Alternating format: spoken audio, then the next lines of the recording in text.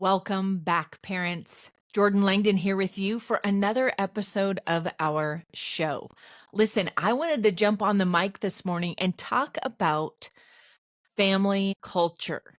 Now, this is a broad topic, right? What does it even mean to have family culture, or what is culture in a family?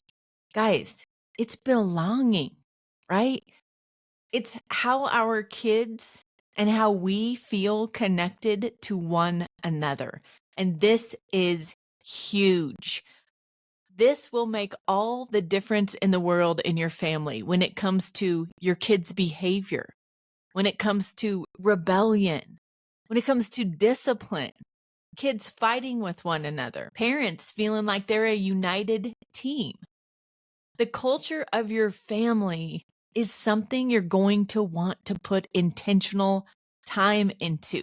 In fact, it's that one thing that nobody ever tells you about, but it's the one thing that will help with absolutely all your other troubles in parenting. And I'm confident of that because of my own story. So I was, feeling like a team of one, doing kind of everything for everyone and really beating my brains out in the process. I felt so burnt out, and I felt like no one was even noticing that I was doing all these things for them. And I kept being upset that my kids weren't pitching in and helping out more, that my husband wasn't leading things in our family. Well, you know what? It turned out that I had kind of benched them all. If you think about a team, think about a football field, right?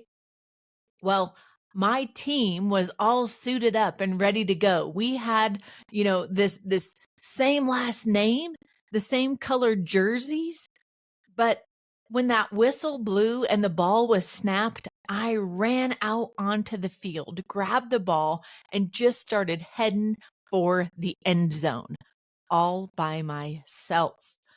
I was hustling and bobbing and weaving and kind of trying to, you know, uh, get around all the chaos that was coming at me down the field. And in my desperation, I looked back for my teammates so I could pitch the ball to one of them. And guess what? They weren't there. They were on the bench on the sidelines. And you know how they got there? I benched them. I had actually put them on the bench without even knowing it. All the, I've got this. Oh no, I'm good. I can handle this.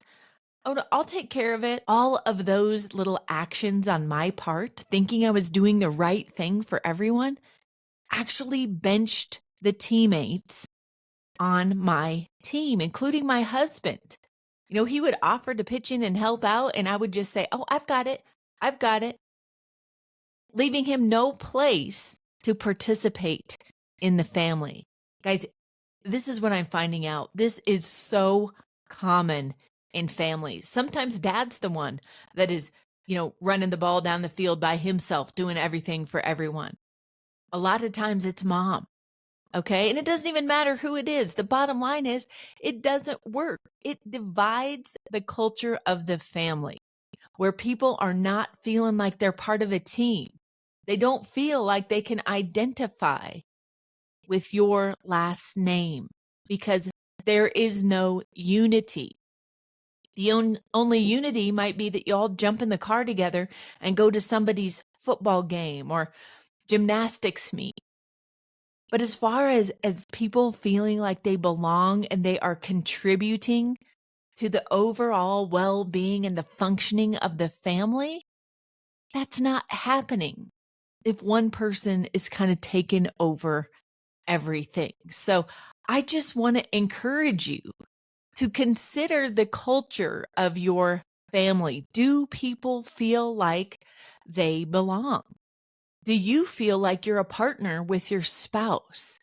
Or are there ways that you could engage your spouse in a different way that would help you participate more or help them kind of jump in with their gifts and talents and participate more as a team?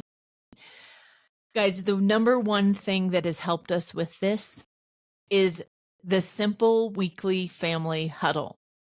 And we talk about this all the time and are never going to stop talking about this because it is one behavior that you can implement on a weekly basis, just once a week in your home, that will have a lifetime of impact on your family. How do I know this? Well, I know this because we've been doing this for 5 years in my family. And guess what? The kids never let us go without having a weekly family huddle. Why? Because it's so beneficial to them. What do we do in these huddles? It's simple. We get together and pray right at the beginning, just a short prayer. Said, Lord, thank you for the gifts that you have given Team Langdon. Thank you for today. Thank you for the past week. We're so grateful that we have each other and that we have what we need to sustain our daily lives. Like, it's simple. And then we go right into looking at our calendar for the week. Why do we do that? Because if people don't know what's going on and they're dependent on another person in the family, like mom or dad or the oldest sibling, to tell them what they're doing next or what's coming tomorrow or what's in 3 days, they don't feel like a part of the team. They feel like they're on the sidelines and someone's running over with a water bottle every once in a while and giving them a squirt of water to kind of rehydrate them. Okay. But they do not feel like they are an active part of your team or they're pitching in and helping out. And guess what? Little kids love to be part of this. They love to see you put your calendar up on the TV screen or display it on the kitchen counter or on the whiteboard on the wall, and to show them and to take the time to talk through what's happening on a day-to-day basis so that they can see and hear and start processing that information. They can ask questions and then start preparing and becoming more responsible for their activities in the week. This is huge. This is a game changer, people. And I would not waste my time or yours talking about this on a regular basis if it didn't have roots, if it didn't really, truly make a huge difference in the culture of your family. But think about what happens when you don't review the calendar on a weekly basis. You don't ever talk about what it is that you could work on as a family, just one small goal together as a family over the course of a week. What happens is this division, right? Everybody sees themselves as having their own mission and their own goal. And usually it's something where they're focused on serving themselves. Kids are thinking, how can I get more video game time? How can I get more screen time? How is it that I could get my parents to set up more play dates, right? We're constantly thinking about how we can serve ourselves. So with a weekly family huddle where you're getting together, let's say on a Sunday afternoon or a Sunday evening, and simply going over the calendar so everyone knows what's going on. And then you're saying, okay, guys, what do you think we ought to work on over the next week? Like, let's just pick one small habit that we would like to change or improve upon over the next week. Again, do you see the teamwork at play here?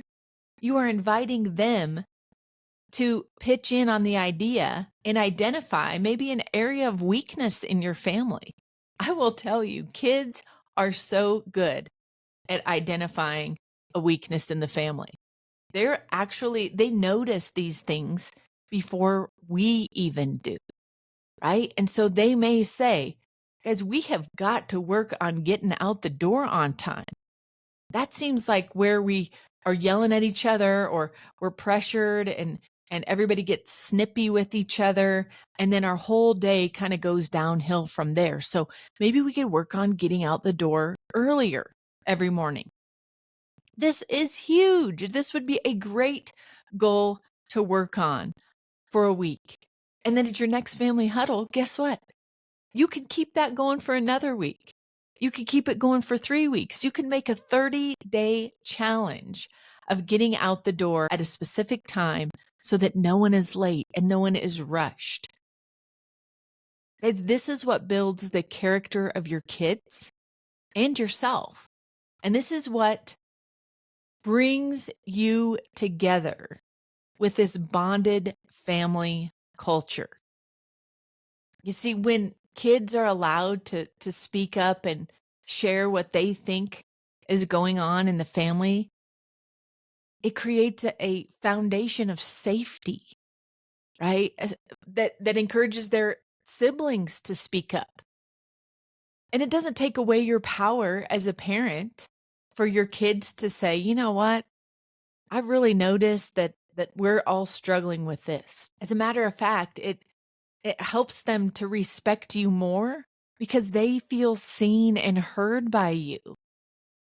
And isn't it true that in a relationship with our spouse or a boss or a coworker, when we have skin in the game, when we feel like our opinion matters and people are listening, actively listening to us, and they take our ideas into account, don't we have far more respect for those people? And actually, we want to perform at a higher level for them. It motivates us to be better and to do better. Parents, the culture of your family is being formed every day, whether you're intentional about it or not. And wouldn't it be nice to look back in 10 years and say, hey, we put some intention behind forming the culture and the belonging and just the identity of our family? And man, it paid off because look how close we are. Look at how our kids want to stay around home, even more than hang out with their peers because they are bonded to us. And you might say, Jordan, why is that important? Kids need to have friends. They do need to have friends, and they will have friends. And they can nurture those friendships. And at the same time, you want to be the hub of guidance, moral support, and information for your kids when they're teenagers and young adults. The idea of thinking that we're kind of done with them when they're 16 and start driving themselves around or whatever, or they've got phones and now they're on their own and our job is done, that's not good. I'm going to tell you right now, as a mother of 3 and as a licensed clinical social worker, a therapist for 20 years, you're always going to be their parent. If you create a culture of safety and belonging and fun, that you're working towards something on a weekly basis all together, you are going to be the hub that they come back to for support, for guidance in the really difficult decisions: drugs, alcohol, dating. Should I marry this person? What about starting up this business? Is this a crazy idea? Do I have your support? Things like that. I'm telling you that if you start a weekly family huddle this week, and all you do is you keep that one habit going every week, month after month, year after year, you keep showing up for your family at the same time and the same day every week, just because they're awesome, just because you want them to be and understand how to play like a team when they get out of your house and form a family of their own. If you do that, your life is going to be so much better. And I think this is like not taken seriously, right? People are thinking like, so I get together on a Sunday and, bring my kids and my spouse together, and we just look at the calendar and we talk about what's going on, and then we talk about one thing that we'd like to work on over the next week. Like we probably, won't even remember what we're working on for the week. So then the next week, maybe we won't even have our family huddle because there won't be much consistency on the days in between the Sundays, right? The Sunday family meetups. Okay, if you think that that's going to be a problem for you, write down the goal, slap it on a piece of paper and stick it up on the fridge, or have your kids make a poster that says we're going to get up and get out of the house on time. Put your goal top of mind. It's going to require that you commit to doing it, but it is simple. It's simple and it can be so much fun. I'm telling you, I was just telling my husband this morning, I said, you know what? I said, with our family huddle, getting the kids involved has been probably the most beneficial thing that we could have ever done. Our kids made up a little cheer that we do at the end of our family huddle. This is what it is. We put our hands in a pile, right? And we go 1, 2, 3. Team Langdon. That's it. It's a really simple cheer. But guess what? It doesn't matter what we've talked about in our family huddle, whether it's been tough, whether it's been awesome, whether it's been challenging to figure out who's going where and how we can help each other with the happenings of the week. When it comes to wrapping it up, that's the end of our huddle, is to pile our hands on top of each other and say our name out loud with some enthusiasm. Just that one simple thing, saying Team Langdon, right? Or Team Gillis or Team Markle, whatever your name is, that is part of forming the family culture. That helps remind them with 2 words that they belong. That they belong. There's a place for them. Again, I want you to consider the lasting benefits of feeling like you belong. Really take a few minutes and just contemplate this. Did you feel like you belonged in your family? Maybe you felt like you were a burden, or you felt like there was such division between your parents and you because they were the adults and you were the children, and they made a clear line that we don't do things together. Like, you work on making your bed and you work on keeping your stuff straight, but like there is different expectations for parents. Think about a team that you've belonged to where you're like, man, I miss those people.